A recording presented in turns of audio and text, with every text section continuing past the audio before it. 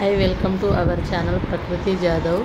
ఈరోజైతే నేను నైట్ అన్నం ఉండేనండి, చాలా మిగిలిపోయింది. సో దాంతోనైతే పులిహోర చేద్దామని చేశాను. నేను వీడియోస్ ఏదైనా చేసేటప్పుడు ఇంట్లో చేసే రెసిపీస్ మాత్రమే చూపిస్తానండి. వీడియో కోసమని సపరేట్గా అయితే ఏం చెయ్యను. చింతపండు 5 minutes ముందే నానబెట్టుకున్నానండి. చింతపండు పులిహోర చేస్తున్నాను ఈరోజు. కొద్దిగా వాటర్ పోసుకొని మిక్సీ పట్టుకోవాలి బరకలుగా, మరీ మెత్తగా పట్టుకోకండి. బరకలుగా పట్టుకున్న తర్వాత గుజ్జు వస్తుంది. దాన్ని మళ్ళీ కొద్దిగా చింతపండు నానబెట్టిన వాటర్ ఉండే అందులోనే పోసుకున్నాను. ఇంకా కళాయి అయితే పెట్టుకున్నాను. పులిహోరకు ఎప్పుడైనా సరేనండి, ఆయిల్ కొద్దిగా ఎక్కువ పడుతుంది, అయితేనే మనకు పులిహోర మంచి టేస్ట్ వస్తుంది. పల్లీలు కూడా ఫ్రై చేసుకుంటున్నాను ఆయిల్లో. కొద్దిగా హై ఫ్లేమ్ పెట్టేసి ఒక 1 minute అలా తిప్పేసేయండి, మంచిగా ఫ్రై అయిపోతాయి. ఫ్రై అయిపోయిన తర్వాత పల్లీలను అయితే తీసేయండి, మళ్ళీ అందులోనే ఉంటే మాడిపోతాయి.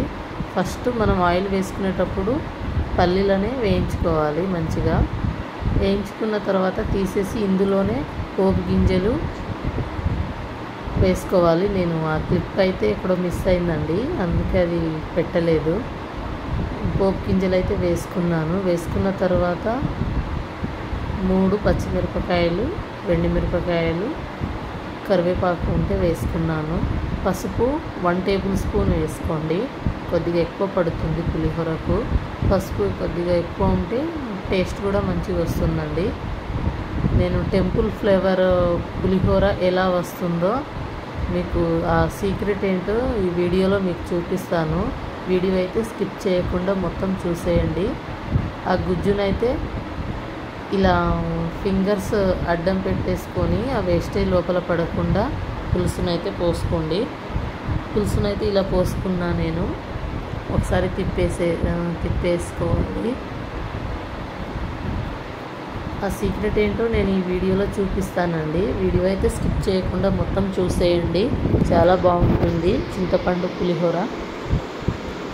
ఇలా ఉడికేటప్పుడు దీని సీక్రెట్ ఇదేనండి.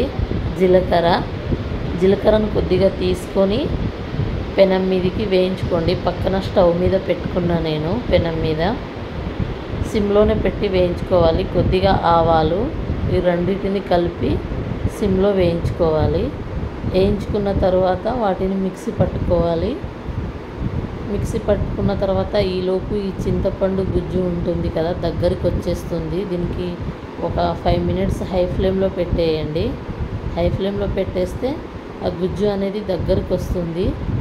ఇంగువ అయితే ఖచ్చితంగా వేసుకోండి, అయితేనే టెంపుల్ ఫ్లేవర్ వస్తుందండి. చాలా బాగుంటుంది ఇంగువ వేసుకున్నా కూడా, హెల్త్కి కూడా మంచిది, అందుకనే ఇంగువ అయితే వేసుకోవాలి. జీలకర్ర ఆవాల పౌడర్ అయితే వేసుకున్నానండి. వేసుకొని ఒకసారి తిప్పేసుకోండి, మొత్తం స్ప్రెడ్ అవుతుంది కదా.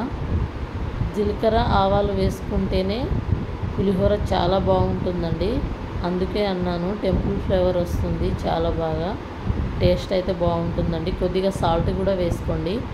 మీరు రైస్లో సాల్ట్ వేసుకున్నా ఇందులో కూడా కొద్దిగా సాల్ట్ వేసుకోండి, లేకుంటే మరీ చప్పగా అయిపోతుంది.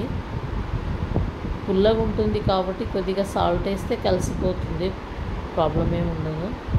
ఇలా దగ్గరికి వచ్చేస్తుంది. ఇలా దగ్గరికి వచ్చేసి ఉడికేసిన తర్వాత మంచిగా ఆ రైస్ అయితే ఇట్లా పొడి చేసుకోవాలండి. ముద్దలుగా ఉన్న అన్నం, మెత్తగా ఉన్న అన్నంతో చేసుకున్నా కూడా పులిహోర అనేది మంచిగా రాదు. వీడియోస్ చూస్తున్నారండి కానీ లైక్ చేయట్లేరు, సబ్స్క్రైబ్ కూడా ఎవరు చేసుకుంటలేరండి. లైక్ చేసి సబ్స్క్రైబ్ చేయండి. నేను మంచి రెసిపీస్ పెడతాను, అవి మీరు సబ్స్క్రైబ్ చేసుకుంటే మీ వరకు వస్తాయి, ఇంకొంతమందికి షేర్ అవుతాయండి నా వీడియోలు. ఇలా మంచిగా కలుపుకోవాలి. పులిహోర చూడండి ఎంత బాగా వచ్చిందో. ఇంకా మనము పల్లీలు వేయించుకున్నాం కదా, ఆ పల్లీలను ఇలా పోసుకోండి పైన. పులిహోర మొత్తం అయిపోయినాక ఇందులో వేసుకోవాలి. వేసుకొని ఇలా ఒకసారి కలిపేసుకుంటే పల్లీలు మంచిగా స్ప్రెడ్ అయిపోతాయి. చాలా బాగుంటుందండి పులిహోర. మా పాపకైతే చాలా ఇష్టం, నాకు కూడా చాలా ఇష్టం పులిహోర.